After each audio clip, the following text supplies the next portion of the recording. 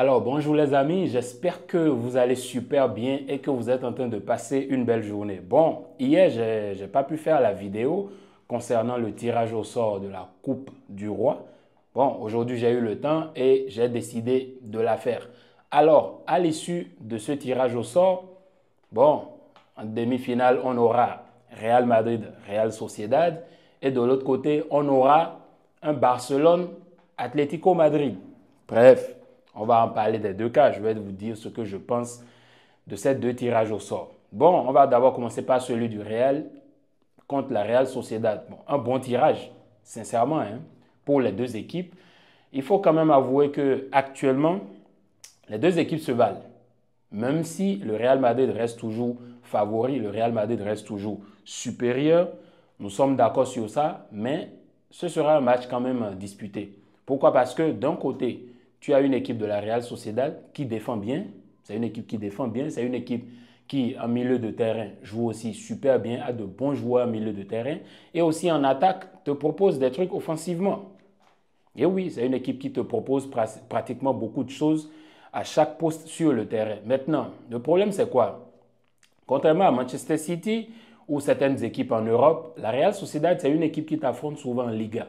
C'est une équipe qui sait comment tu joues. C'est une équipe qui te joue à chaque saison au minimum 2 fois.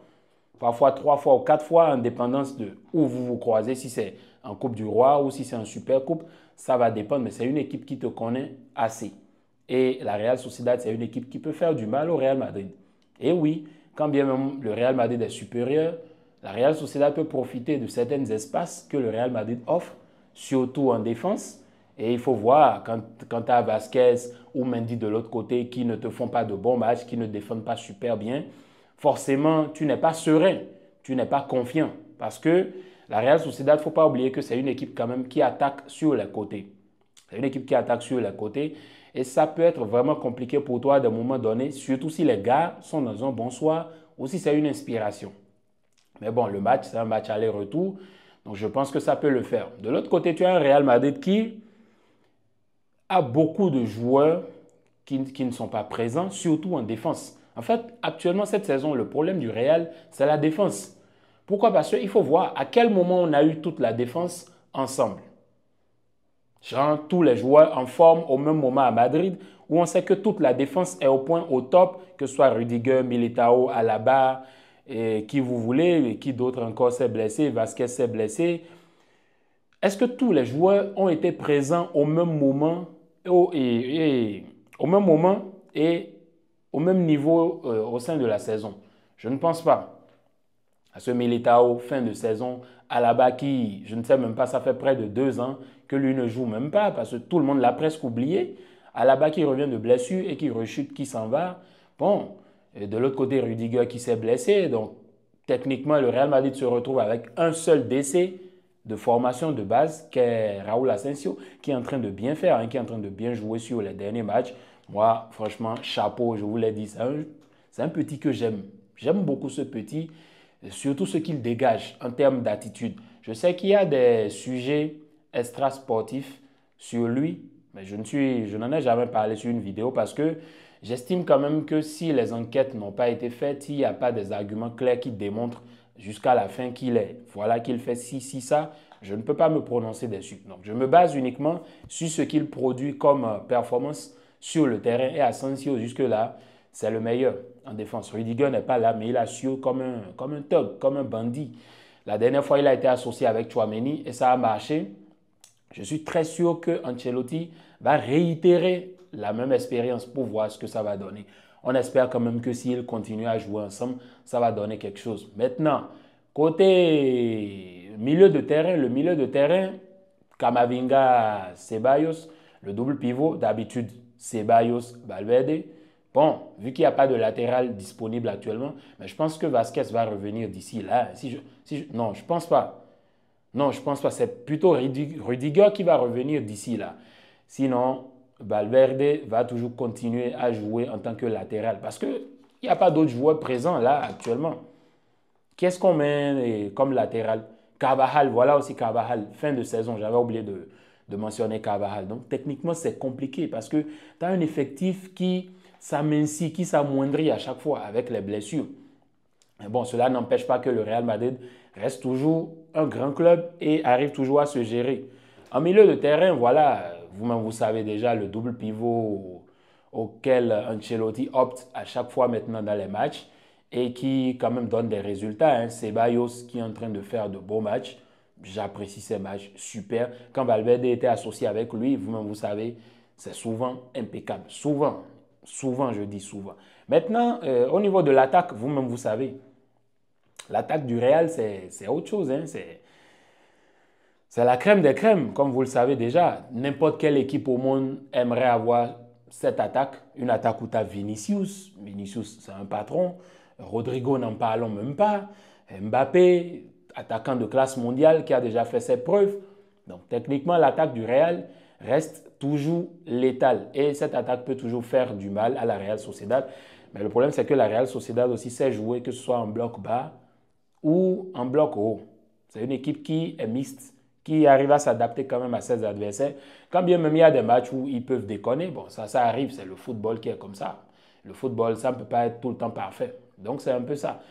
Un choc assez équilibré, selon moi, assez équilibré. Je ne peux pas me prononcer là maintenant pour dire qui sera le gagnant, qui sera le perdant. Même si nous tous on sait que l'idéal serait d'avoir un classico en finale. Et oui, l'idéal serait un classico en finale. Moi, j'espérais même qu'on nous tire le Real Madrid en demi-finale. Moi, sincèrement, je voulais qu'on nous tire le Real Madrid parce que le Real Madrid est un peu faible. Et c'est le moment où il faut profiter pour les assommer et les achever. Parce que après, quand ils vont commencer à récupérer de leurs joueurs, et on ne sait jamais, un match par-ci, par-là, où ils gagnent, ils regagnent en confiance et le banditisme revient, forcément, ça devient plus compliqué. Passons maintenant au match Barça-Atlético Madrid. Comme je disais tantôt, moi, c'est un choc que je voulais éviter. Franchement, depuis le début, c'est un choc que j'aurais voulu éviter totalement. J'étais même à la salle de sport, j'étais à la salle de gym, je n'étais pas connecté. Et je me disais, je faisais ça, ok, tout à l'heure, quand je vais me connecter, je vais voir, sûrement on nous a tiré le Real Madrid parce que moi, je préfère le Real. Et finalement, je viens, je vois que, voilà, on nous a tiré l'Atlético Madrid. Ah, c'est pas bon pour les affaires, hein. Je vous jure, c'est pas bon pour les affaires. Pourquoi? Je vais vous expliquer pourquoi. Parce que l'Atlético Madrid, pour moi, c'est une équipe qui est difficile à jouer. C'est une équipe qui est vraiment très difficile à jouer, hein, parce que c'est comme je disais dans le débrief la dernière fois pour le match, le derby, je disais que cette équipe en défense, le Cholo, il a compris qu'avec des gars comme Lenglet et José María Jiménez, il est compliqué de défendre haut. Donc, il ne peut pas défendre haut, il ne peut pas défendre d'une certaine manière. Pourquoi? Parce qu'il faut voir le trio auquel tu t'affrontes. Et la dernière fois, l'Atlético Madrid, quand on a joué contre eux, ils nous ont battu 2-1 à la dernière minute. Pourquoi? Parce qu'il n'y a qu'à voir le schéma tactique de l'Atlético Madrid. Vous voyez, leurs défenseurs, ils sont lents. Donc, la charnière centrale, par exemple, quand en face, il y a quelqu'un comme Lewandowski qui sert de point de fixation et tout, Lewandowski, c'est un joueur qui n'est pas rapide. Il ne fait pas peur. Lewandowski, ce n'est pas comme Mbappé, par exemple, où tu sais que sur une prise de vitesse, sur un petit geste, il va décaler, il va te tuer. Non. Lewandowski, vous pouvez poser les références en défense et essayer de le neutraliser et ça va marcher. Pourquoi? Parce que Lewandowski, que ce soit dans le changement de profil, le décalage, essayer de changer de profil rapidement et tromper les défenseurs, c'est un peu difficile pour lui. Vous allez remarquer que, certes, il peut servir de point de fixation, il peut peser sur la défense, mais quand Lewandowski reçoit la balle dos au but, il la remet à chaque fois. Ce n'est pas comme Mbappé qui peut recevoir et qui peut te faire tac-tac et il s'en va. Donc, pour des gars comme Lenglet ou Josema, ça passe. Parce qu'ils peuvent défendre sur Lewandowski. Mais maintenant, sur les deux côtés, quand tu as Rafinha et Lamine Yamal, qui sont des joueurs qui sont rapides, ils savent dribbler, ils savent y aller en 1v1. Là, sur ce point, il n'y a pas de problème. Mais le truc, c'est que le Barça, certes, joue offensivement. Il y a des séquences dans lesquelles le Barça peut te la jouer très rapidement, offensivement, contre-attaque et tout, mais ce n'est pas tout le temps. Ce n'est pas tout le temps que le Barça exploite ça. Quand bien même le Barça, c'est la meilleure attaque d'Europe, ce n'est pas tout le temps. Parce que le Barça, les buts du Barça peuvent venir de partout. Que ce soit en contre-attaque, que ce soit en milieu de terrain, intérieur, extérieur, centre vers la surface de réparation, le Barça est dangereux sur tous les points. Mais le problème, c'est que l'Atlético Madrid, quand il s'agit d'être compact et défendre bas, bloc bas, ils sont forts. Double rideau, ils sont forts. Ils vont te faire un 5-3 ou bien un 6-2 et te défendre comme si c'était voilà, la fin du monde. Donc, face à des équipes qui défendent bien, et le Barça a montré ses faiblesses contre les équipes qui défendent bien cette saison, on a du mal. Et l'Atlético Madrid, c'est l'art, c'est les maîtres dans l'art de défendre. Et oui, c'est les maîtres dans l'art de défendre. C'est franchement un tirage au sort difficile pour nous, difficile. Quand bien même, j'ai toujours confiance que le Barça va gagner. Hein. Vous dites-moi dans les commentaires ce que vous pensez des deux matchs, des deux demi-finales. Et je pense que l'un des avantages que le Barça aussi pourrait avoir, c'est de devoir jouer l'aller-retour. Parce que si on essaye de maximiser, par exemple, au Camp Nou, bon, pas au Camp Nou, au Montjuïc, et on essaye de gagner 2-0, 3-0, c'est pas évident que l'Atlético Madrid remonte.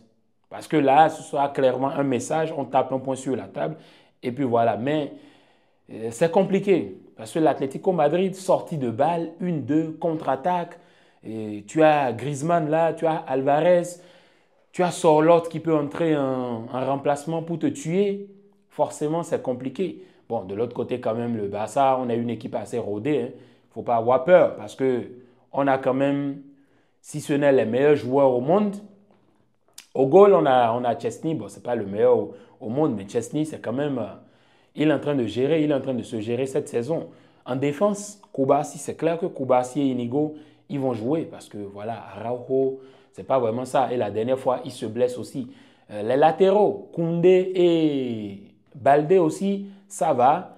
Au milieu de terrain, vous-même, vous savez, Pedri, la référence cette saison. Pedri, il est en train de vivre une saison incroyable. Le niveau qu'il affiche, c'est clairement du jamais vu dans l'histoire. De Jong aussi qui peut pallier, qui entre et qui est inspiré. Pedri, Casado, on a aussi Fermin. On a assez de joueurs quand même qui peuvent jouer ce genre de match, qui savent comment jouer ce genre de match. Des joueurs comme Gavi, c'est des joueurs qui aiment ce genre de match. Lamine qui va être déterminant dans ce match aussi. Briser les lignes, essayer de casser les deux côtés, dribbler, percer vers l'intérieur, entrer dans la surface de réparation, essayer de retrouver Rafinha de l'autre côté. C'est une équipe qui peut te produire du danger de n'importe où. Donc moi, je n'ai pas vraiment peur pour le Barça. Même si pour moi, le tirage, il n'est pas bon. J'aurais aimé tirer le Real Madrid ou bien même la Real Sociedad, hein, tranquillement dans le plus grand des calmes. Mais bon, on espère quand même que le Barça passe. On ne peut pas statuer maintenant pour dire, OK, telle personne va gagner tout. Parce que d'ici là, une semaine, 2 semaines, les états de forme peuvent changer. Oui, c'est le football qui est comme ça. Les états de forme peuvent changer. Donc, on attend voir ce qui va se passer. On attend voir ce qui va se passer. En tout cas, pas un bon tirage pour le Barça, selon moi. Le Real a le meilleur tirage. Et puis voilà. Donc, n'oubliez pas de me dire dans les commentaires, vous, ce que vous avez pensé de ce tirage. Voilà. On ne peut pas pronostiquer pour le moment. On attend voir les prochains matchs. Encore que le Barça et l'Atlético sont qualifiés pour la Ligue des Champions. Donc, ils n'ont pas de match à jouer. Donc, on a pratiquement les mêmes temps de récupération que l'Atlético Madrid. Du coup, les deux équipes ne peuvent pas venir à la Coupe du Roi et dire non, moi j'ai eu à jouer tel barrage, moi j'ai eu moins de temps de jeu que toi, tout ça. Non, non, non. Il n'y a pas cet argument qui vaille. Donc c'est un peu ça. Allez, c'était tout pour la vidéo les gars. Merci de l'avoir suivi et comme d'habitude, peace.